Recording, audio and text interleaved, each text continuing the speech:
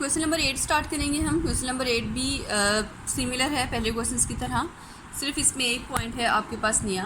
Question number 8 में उसने आपसे कहा Masood keeps his books by single entry system. He gives you the following information from which you are required to ascertain his profit और loss during 2005।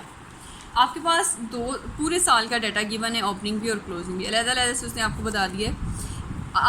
1 जनवरी 2005 का पहले data देख लेते हैं, यानी ओपनिंग कैश एट बैंक है, कैश इन हैंड नहीं है, डेटर्स हैं, क्रेडिटर्स हैं, स्टॉक है, प्लांट है, फर्नीचर है।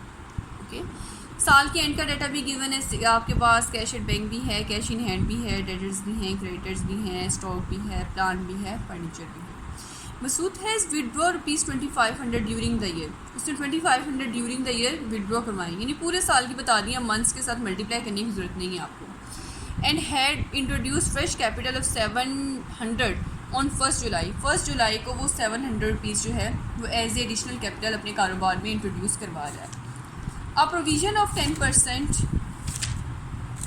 On debtors is necessary. Debtors पे 10% की प्रोविज़न क्रिएट करनी है। आपने फर्स्ट ईयर में trading and profit and loss account में ये प्रोविजंस और इनका इफेक्ट और क्यों क्रिएट की जाती हैं बड़ी डिटेल्स में पढ़ लिया होगा, लेकिन आपको ये याद होगा कि ये डेटर्स की अमाउंट को रिड्यूस कर देते हैं।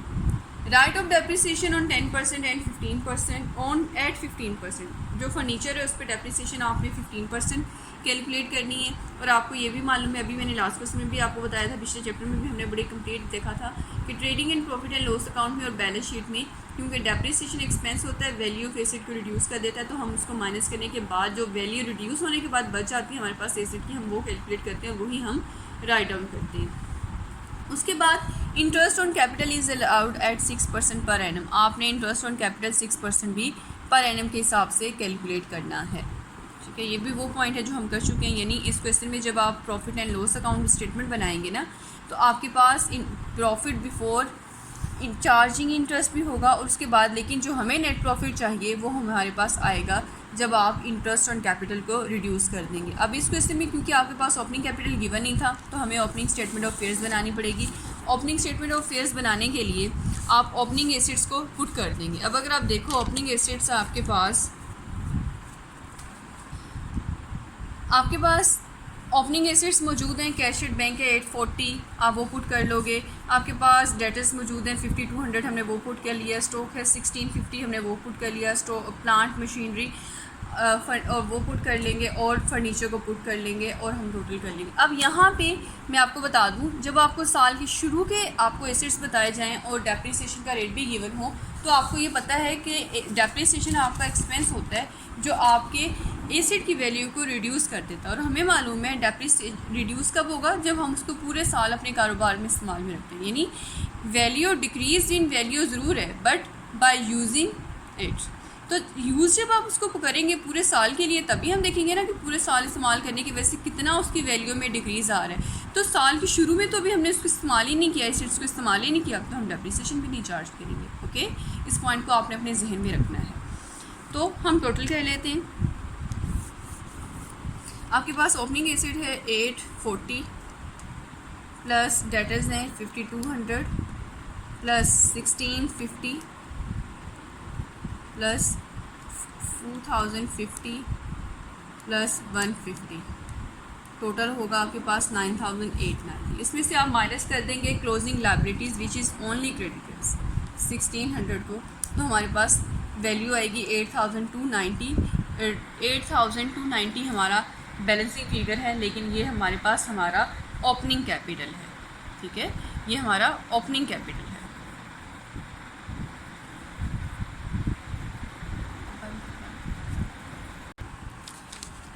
तो हमारे पास हमारा ओपनिंग कैपिटल आ गया which is balancing figure, but it is opening capital 8290। अगर आप देखो तो हमारा आंसर भी टैली हो रहा है 8290। ओके, ओपनिंग कैपिटल हमारे पास आ गया। क्लोजिंग कैपिटल भी तो नहीं है ना, क्लोजिंग कैपिटल के लिए हमें क्लोजिंग स्टेटमेंट ऑफ फेयर्स बनानी पड़ेगी। उसके लिए अब क्योंकि क्लोजिंग स्टेटमेंट ऑफ फेयर्स क्या बताती है आपको, क्लोजिंग कैपिटल बताती है, उसमें हम क्लोजिंग एसेट्स और लायबिलिटीज़ को देखते हैं। अब इसमें डेटर्स पे आप रिजर्व भी कैलकुलेट करते हो और क्लोजिंग एसेट्स के पे आप डेप्रिसिएशन भी चार्ज करने के बाद उसकी वैल्यू को जो है वो डील करेंगे। ओके, क्लोजिंग एसेट्स आप जो है वो होते हैं जो साल के एंड पे आपके पास मौजूद होते हैं, और साल के एंड पे भी पे ही डेप्रिसिएशन को चार्ज करने के बाद आपके पास एसेट्स की वैल्यू आती है। इट्स मीन डेप्रिसिएशन जितनी आएगी आप उसको कैलकुलेट करेंगे, अपनी एसेट की वैल्यू में से माइनस करेंगे, और साल के एंड पे इस्तेमाल करने की वजह से जो डेप्रिसिएशन चार्ज होती है, जो एक्सपेंस आता है, वो हम कैलकुलेट करेंगे। उसके लिए हम देख लेते हैं, आपके पास कैश एट बैंक गिवन है 650, कैश इन हैंड है 20 रुपीज़, डेटर्स हैं 8500। अब इस पे आपने रिज़र्व जो है प्रोविज़न कैलकुलेट करनी है डेटर्स पे। अब 8500 है, 8500 10%, तो आप 10 डिवाइडेड बाय 100 करेंगे, क्योंकि साल के एंड पे कैलकुलेट करें, आपको मंथ्स लेने की ज़रूरत नहीं है, तो ये आएगा 850। ओके, तो जब आप 8500 में से 850 को माइनस करोगे तो आपके पास एग्जैक्ट वैल्यू आएगी। 8500 में से जब आप 850 को माइनस करोगे आपके पास वैल्यू आएगी डेटर्स की 7650। ओके, स्टॉक कैलकुलेट कर लेंगे। प्लांट की वैल्यू है 2100, और प्लांट के लिए उसने आपसे कहा कि आपने 15% डेप्रिसिएशन चार्ज करनी है, 315। ठीक है, तो 2100 वैल्यू थी, लेकिन 315 रुपये से उसकी वैल्यू डिक्रीज़ हो गई है, तो हमारे पास टोटल वैल्यू ऑफ एसेट आएगी 1785। फर्नीचर की वैल्यू एज इट इज़ आ जाएगी 150, क्योंकि फर्नीचर पे डेप्रिसिएशन नहीं है। ओके, टोटल आपने सारे एसेट्स लिख लिए। क्रेडिटर्स आपको गिवन है 2050 रुपीज़, तो हम क्या करेंगे, हम टोटल कर लेंगे 650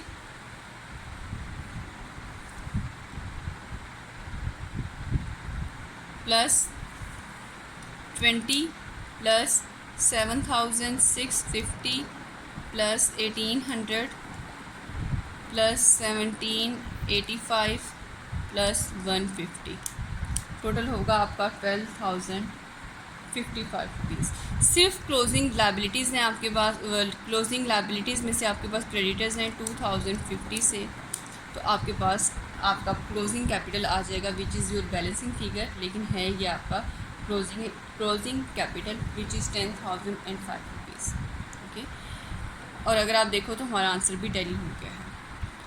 हमने ओपनिंग क्लोजिंग कैपिटल्स भी कैलकुलेट कर लिए। अब हम देखेंगे कि हमारे पास जो है वो statement of profit and loss account बनाएंगे, ताकि हम ये देखें कि हम ये सर्टेन कर सकें कि साल के एंड पे प्रॉफिट हो रहा है मिस्टर मसूद को या लॉस हो रहा है। उसके लिए आपको क्या करना पड़ेगा, फॉर्मेट आपको याद होगा, आपने क्लोजिंग कैपिटल देखना होता है, आपने उसमें ऐड करनी होती है ड्राइंग्स। अब ड्राइंग्स की आपको टोटल वैल्यू बता दी थी, फ्रेश कैपिटल उसने आपको बता दिया था। जब आप फ्रेश कैपिटल को माइनस करेंगे तो आपके पास एडजस्टेड कैपिटल आएगा। तो क्लोजिंग कैपिटल है हमारे पास, उसमें आप ऐड करोगे 2500 से ड्राइंग्स को, लेस कर दोगे 700 which is your additional capital. आपके पास एडजस्टेड कैपिटल आ जाएगा आपका 11,805 रुपीज़। ओपनिंग कैपिटल है आपने पहले कैलकुलेट किया 8,290।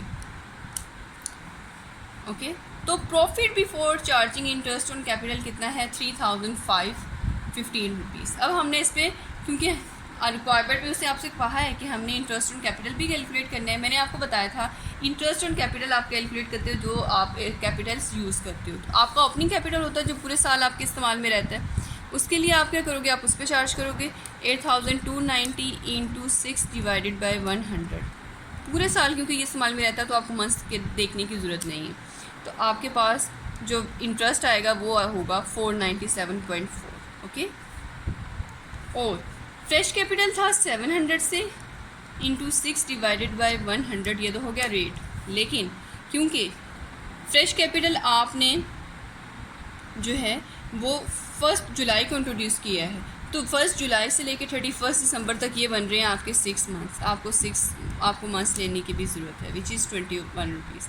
21 रुपीज़ था आपका फ्रेश कैपिटल पे इंटरेस्ट, और 497.4 है आपका